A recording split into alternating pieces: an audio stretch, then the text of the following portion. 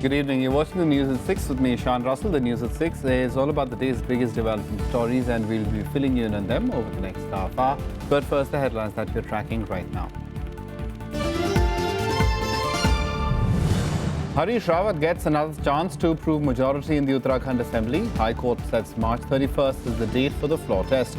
Also allows Congress rebels to participate.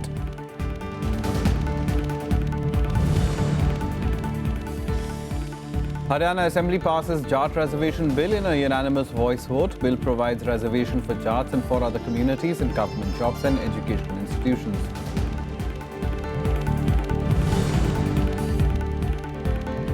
Five-member Pakistani probe team visits sanitized areas of Pathankot Airways. Congress and Aam Aadmi Party workers protest visit, accuse centre of hurting sentiments of Indians.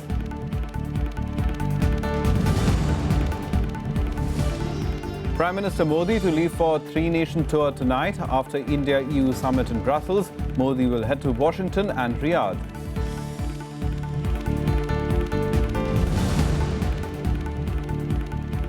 And hijack drama aboard Egypt Air Flight MS-181. 27-year-old hijacker forces plane to land in Cyprus. 7 people, including 3 passengers, remain on board.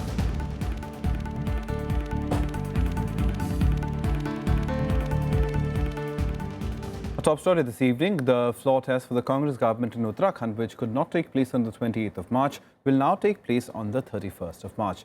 The State High Court today passed the order, giving another chance to Harish Rawat to prove his majority in the House.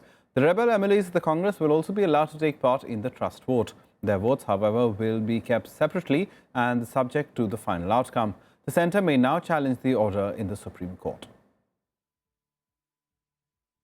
A fresh turn of events in the Uttarakhand political crisis. The State High Court has given another chance to former Chief Minister Harish Rawat to prove his majority on the floor of the Assembly. और मुझे संतोष है इस बात का कि माननीय high court ने ऐसी ताकतों को एक जबरदस्त झटका दिया है, एक जबरदस्त उनको lesson दिया है. The court has set 31st March as the date for the crucial trust vote, in which the rebel Congress MLAs will also be allowed to take part. The result of the floor test, however, will not be declared in the Assembly. Instead, it will be presented in court in a sealed envelope. The court has allowed only, I repeat, only for purposes of counting, voting by the disqualified as well as the non-disqualified MLAs. But has specifically said 2 things. One, that their votes of the disqualified will be treated and kept separately for identification. Secondly, that they will be subject to the final outcome. High court का फैसला हमारी जीत है. विधानसभा अध्यक्ष ने लोकतंत्र की हत्या करके 9 विधायकों की सदस्यता गलत तरह से समाप्त कर दी थी. हाई कोर्ट ने हमें मौका दिया दोबारा से अपने सदन में जाने का. ये हमारी जीत है. The BJP called it an unprecedented order. The Congress termed it a befitting reply to the centre's autocratic policies. अगर कांग्रेस पार्टी के किसी प्रवक्ता ने इसको अपनी जीत मानी है, तो शायद भ्रष्टाचार के माध्यम से जीत मानी जा सकती है, लेकिन संवैधानिक प्रक्रिया के रहते और जो संवैधानिक मापदंड है, ये किसी रूप से भी जीत के रूप में नहीं देखा जा सकता. We are confident that Congress government will prove its majority. We are confident that Constitution will prevail. We are confident that Modi ji and Shah ji's duo, who wants to subjugate federalism and who want to murder democracy, will not succeed in their attempt. Good that the High Court hearing took place immediately, and they have taken cognizance of the situation and have nullified the attempt by the central government to destabilize a opposition-ruled government in a very small state. Constitutional experts believe it's not a judgment but an order and is subject to judicial review. For the moment, it is an order, not a judgment. Yeah. Now, the thing is that any central decision to impose president's rule has to then pass two tests. It has to be passed by Parliament, and it is also subject to judicial review by the courts. President's rule was imposed in Uttarakhand on Sunday, just a day before a floor test was to be held for the Harish Rawat government. The centre had recommended imposition of President's rule in the state following an emergency meeting on Saturday as the political crisis precipitated in the hill state. Bureau Report, Rajya Sabha TV. The Haryana Assembly unanimously passed the Haryana Backward Classes Bill 2016 on Tuesday. The bill provides reservation for Jats and for other communities in government jobs and education. However, there were voices of dissent from a large section of the BJP MLAs over the bill. It took 30 people to die, 320 to be injured, property worth hundreds of crores to be damaged, and days of agitation before Haryana Assembly passed the Haryana Backward Classes Bill unanimously.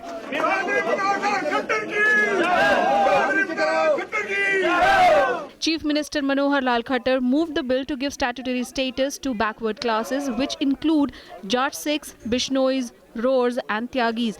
The bill was passed by voice vote within 15 minutes of being introduced. Jat Jati, Jat Sikh, Tyagi, Road, Bishnoi एवं मूला जाट ऐसी ये 6 जातियों का जो आरक्षण का विषय pending चल रहा था उसको आज बिल पारित करके एक एक्ट के रूप में हमने पास कर दिया है। जैसे ही राज्यपाल महोदय का उस पर अनुमोदन हो जाएगा, उस पर हस्ताक्षर हो जाएंगे, उसी समय से वो बिल लागू हो जाएगा। हम पिछले 8-9 साल से संघर्षरत थे। इस जो आज मुख्यमंत्री जी ने जो बीजेपी सरकार और तमाम विपक्ष ने भी जो हमारा समर्थन सरकार किया और हमारे को आरक्षण प्रदान किया, पूरे जाट समाज में खुशी की लहर है। बैकवर्ड क्लास कमीशन इसलिए बनाया है कि ये कोई भी बात जिसने इसकी करनी है वो बैकवर्ड क्लास कमीशन के सामने करे। मुख्यमंत्री जी का जो कदम है वो वंदनीय और अभिनंदनीय है। संपूर्ण समाज को उन्होंने इस विषय में दिया है। However, soon after the bill was passed, there were voices opposing it. The opposition Congress, leaders of other communities, some BJP MLAs as well as some Jat leaders expressed resentment over the bill. हमारे समय में जब ये लागू हुआ था, कहीं कोई हिंसा, कहीं कोई विवाद नहीं हुआ था जब यूपीए ने और कांग्रेस शासन में इसका लागू किया गया था। तो ये अच्छी बात है, मगर उस हिंसा के लिए जो खट्टर सरकार और भाजपा के लोग दोषी हैं, उनको जरूर अकाउंटेबल होना चाहिए इसका। जो प्रदेश का पिछड़ा वर्ग आयोग है उसको वैधानिक दर्जा दे करके सुप्रीम कोर्ट से भी आज ऊपर वैधानिक दर्जा दे दिया, जिसको सुप्रीम कोर्ट ने बैकवर्ड क्लास नहीं माना। आज उसके दबाव में ये सारा कुछ हुआ है, जिसको पिछड़ा वर्ग कतई सहन नहीं करेगा। और पिछड़े वर्ग का दोनों ए और बी का जो 12% हक था, आज उसको 2% 1% उसमें बढ़ा करके बाकी 10% को लूट लिया गया है। चाहिए वो 12 का 12 देना था, 27% से बाहर कुछ भी देते, हमें कोई इतराज नहीं था। The Assembly also decided to increase the existing reservation for economically backward persons in general caste category in class 1 and 2 posts from 5% to 7%. The Haryana government had promised reservation for the Jat community and others before April 3rd. Bureau Report, Rajya Sabha TV. A 5-member Pakistan Joint Investigation Team today visited the sanitized area of the Pathankot Air Force Base amid violent protests by Congress and Aam Aadmi Party workers right outside the base. The protesters accused the centre of hurting the sentiments of Indians by allowing the Pak team to probe terror attacks on Indian soil. Protests erupted near the Pathankot Air Base ahead of the arrival of Pakistan's Joint Investigation Team probing the terror attack on the air base.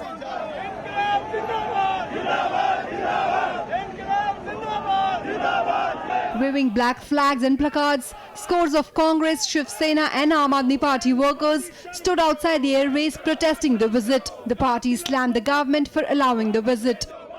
बहुत ही शर्मनाक है भारतवासियों के लिए, देश के लोगों के लिए, कि पठानकोट की आतंकवादी घटना की जिसकी जिम्मेदारी पाकिस्तान के आतंकवादी संगठन ने ली, उसकी जांच करने कौन आ रहा है? जो भारत में आतंकवाद फैलाता है वो आईएसआई आ रहा है। ऐसी आईएसआई का हम विरोध करते हैं। We have produced very clear-cut examples, clear-cut evidence to Pakistan government. They are not prepared to believe that. Now their joint inspection team is here. Government of India is extending all kinds of assistance to them. But the fact remains that the attitude of the Pakistan towards India is one of hostile attitude, and the government of the day is not able to prevail on the Pakistan to change their attitude towards India. ये हमारी नाकामी है। हम उनको यहाँ invite कर रहे हैं, हम उनको बुला रहे हैं, हम उनको स्वागत कर रहे हैं, और पाकिस्तान यहाँ के कौन सा जांच करने वाली है? खुद ही गुनहगार है, खुद ही गुनहगार है और खुद ही कोतवाली करेगा यहाँ आके। सरकार जो भी निर्णय लेती है, विशेषकर सुरक्षा संबंधित विषयों पर, वो किसी ठोस आधार, ठोस इनपुट्स पर होते हैं। रक्षा मंत्री जी ने कल एक विस्तृत वक्तव्य भी दिया है। गृह मंत्रालय, विदेश मंत्रालय, रक्षा मंत्रालय तमाम घटनाक्रम का संज्ञान लेते हैं। इस कुछ एक ऐसे विषय रहते हैं जिन पर ना बहस की गुंजाइश होती है, ना सार्वजनिक टिप्पणी की, और यदि कोई राजनीतिक दल इसमें राजनीति करने का प्रयास करता है तो निश्चय ही हम इस राजनीति करने की प्रक्रिया को आगे बढ़ाने के पक्ष में नहीं।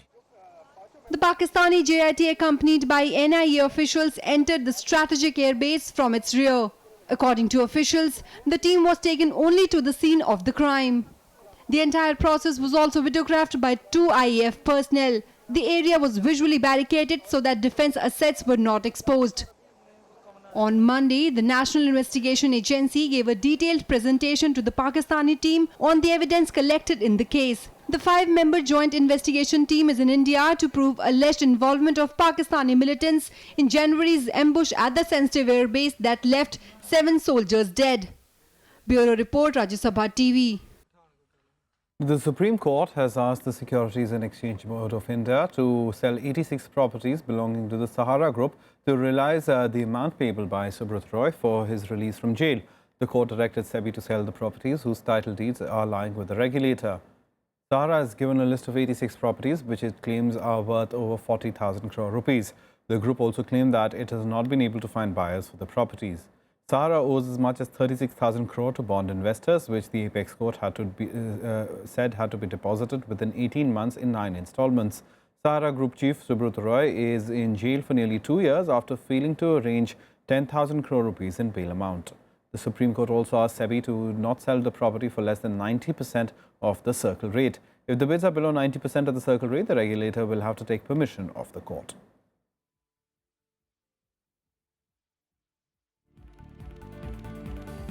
Time now to take a look at what else has been making news around the country nationwide.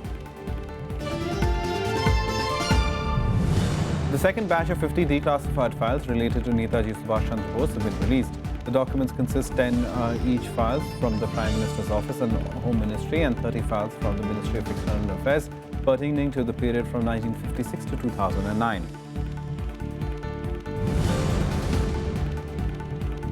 Defence Minister Manohar Parrikar has sought to woo global investors, saying the newly unveiled defence procurement procedure provides a level playing field for all stakeholders. He was speaking at the sidelines of the ongoing Defence Expo in South Goa. The minister said the new DPP removes several shackles and frees the department from procedural tangles. The Defence Minister had unveiled the new DPP on the first day of the Defence Expo on Monday. A special Prevention of Terrorism Act court today convicted 10 accused and acquitted 3 in the triple bomb blast in Mumbai between December 2002 and March 2003. The bomb attacks that killed 12 people.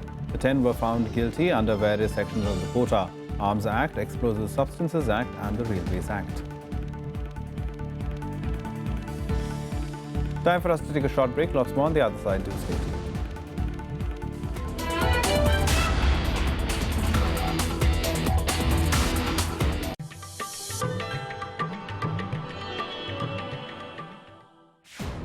Saina Nehwal, the first Indian to win a medal in badminton at the Olympics. The world number 2 ranked player is also the first Indian to win the World Junior Badminton Championships and the first Indian to win a Super Series tournament. Saina Nehwal in fact completed a hat-trick Super Series titles in 2010. That same year, she became the first Indian singles player to reach the final of the year-ending Super Series finals, defeating 2-time All-England champion and former world number 1 Tine Bound in the semis.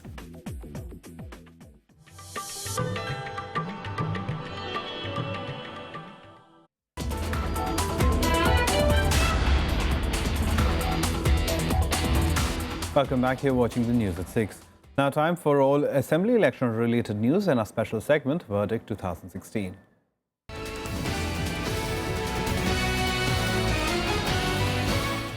The AIADMK has sought an apology from the BJP for Union Power Minister Piyush Goyal's comment on Tamil Nadu and its government.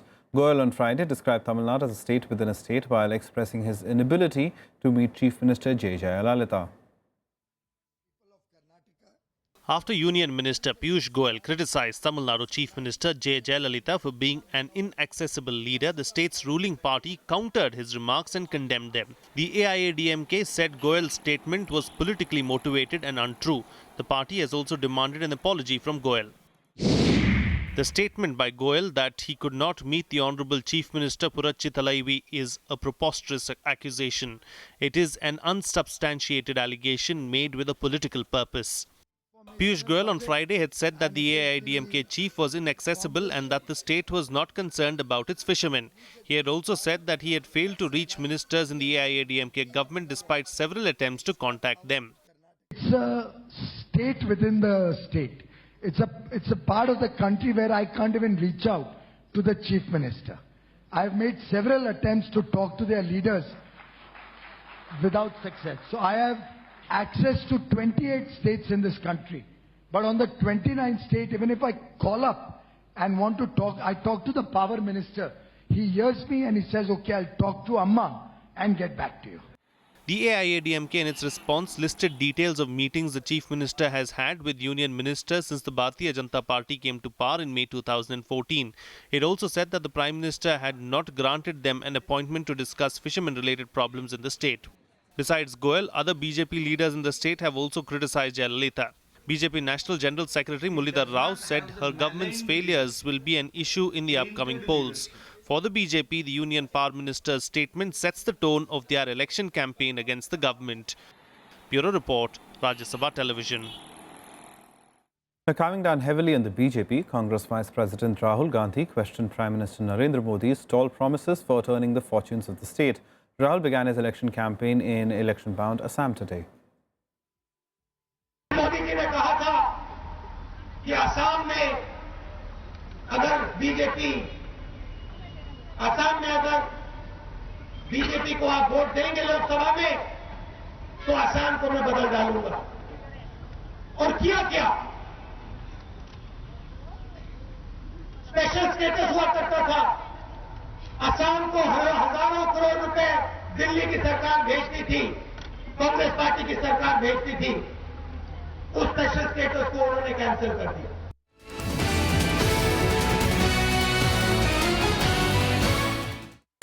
Now, other news stories. Prime Minister Narendra Modi will be beginning his three-nation tour tonight when he leaves the Belgian capital, Brussels. He will then travel to Washington to attend the Nuclear Security Summit before traveling to Saudi Arabia. Just a week after the deadly terror bombings in Brussels, Prime Minister Narendra Modi will arrive in the Belgian capital on Wednesday as part of a three-nation tour. In Brussels, the Prime Minister will attend the long-pending India-EU summit. The summit is aimed at deepening the strategic partnership between both sides. There will also be deliberations on ways to finalize the free trade agreement. We will seek to urge the EU to become a bigger partner in our priority flagship development initiatives. We look at this summit as a summit that lays the groundwork for stepped-up cooperation between our two sides because the leaderships have co-terminus mandates. Trade and investment will be an important part of our discussions too. In the backdrop of the attack, the Prime Minister will also hold bilateral level talks with his Belgian counterpart Charles Michel, where the two sides will discuss ways to deal with terrorism. We are looking to enhancing India-Belgium cooperation in areas of priority for us and areas that are of mutual interest, such as counter-terrorism. The recent attacks in Brussels will, of course, be a very important part of the discussions. They'll be the starting point of the engagement. We will discuss advancing cooperation in renewable energy, biotechnology, shipping, ICT, and taxation. In Brussels, the Prime Minister will also meet top businessmen, including a delegation of diamond traders, and will also address the Indian diaspora. He will also meet parliamentarians and a delegation of Indologists. From Brussels, the Prime Minister will head to Washington to attend the 4th Nuclear Security Summit on the 31st of March and 1st of April. India will submit a national progress report on nuclear security at the summit. There will also be deliberations on ways to tackle nuclear terrorism. Nuclear security is a specific area in which we play an important role. It is an area where we try and secure nuclear material from non-state actors as well as other threats. And this is the focus of that summit. Therefore, it is an important platform. The Prime Minister's last stop will be at Riyadh, the capital of Saudi Arabia, where he will pay a 2-day visit at the invitation of King Salman bin Abdulaziz Al Saud. Bureau Report, Rajya Sabha TV. Now, the hijacking of an Egypt Air flight MS-181 has ended, with all hostages being released and the hijacker being arrested. The domestic Egyptian flight was forced by the hijacker to be diverted to the Larnaca airport in Cyprus. The flight was taken over by a passenger claiming to be wearing a suicide explosive belt. But the morning of high drama ended with the hijacker walking down the steps of the aircraft with his hands raised. His motives remain unclear. There were conflicting reports about the motive, one being that the man wanted to talk to his estranged wife in Cyprus. However, another said that he had demanded the release of female prisoners in Egypt. Now, Chinese President Xi Jinping and Czech Republic President Milo Zeman today signed a joint statement on the establishment of the strategic partnership between the two countries in Prague. The two nations also signed the China-Czech cooperation documents covering various areas, including civil aviation, health, cultural exchanges and tourism. Xi, who was greeted with a rare 21 artillery salvos at the Prague Castle, is on a 3-day state visit to the Czech Republic. President Xi is the first Chinese head of state to visit the country in 67 years.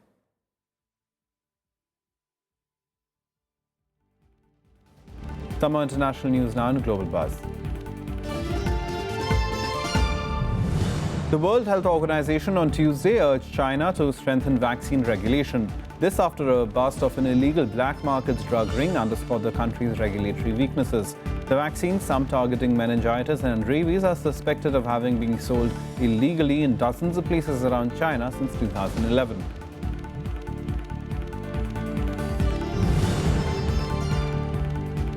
At least 3 people were killed while several others were wounded in an explosion in central Baghdad. The blast took place near a gathering of workers at the Tayarnan Square when a suicide bomber blew himself up.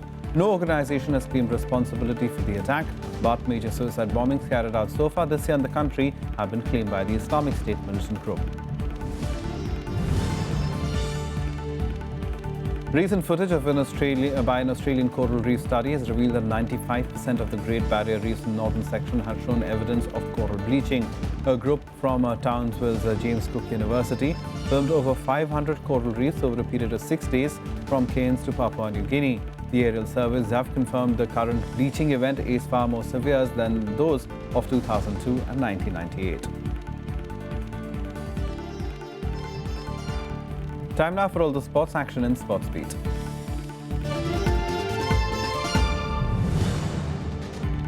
Defending champions Saina Nehwal and Kidambi Srikanth will open their campaign at the India Open Super Series Badminton in Delhi tonight. Saina will take on a qualifier in the opening round at the Sri Fort Complex, while Srikanth will meet Chinese 7th seed Tian Hui in the first round. Meanwhile, PV Sindhu will start a campaign in the main draw on Wednesday.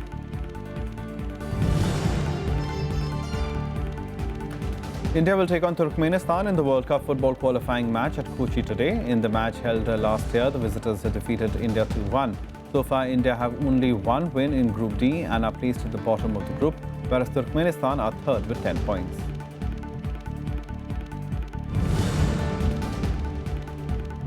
In chess, Russia's Sergei Karjakin scripted a dramatic victory over Fabiano Caruana of the United States to win the candidates tournament in Moscow. The title also gave Karjakin the right to challenge Magnus Carlsen in the World Championship to be played in November.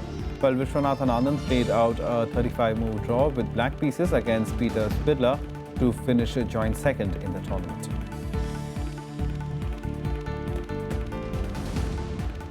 That's it from us. Goodbye.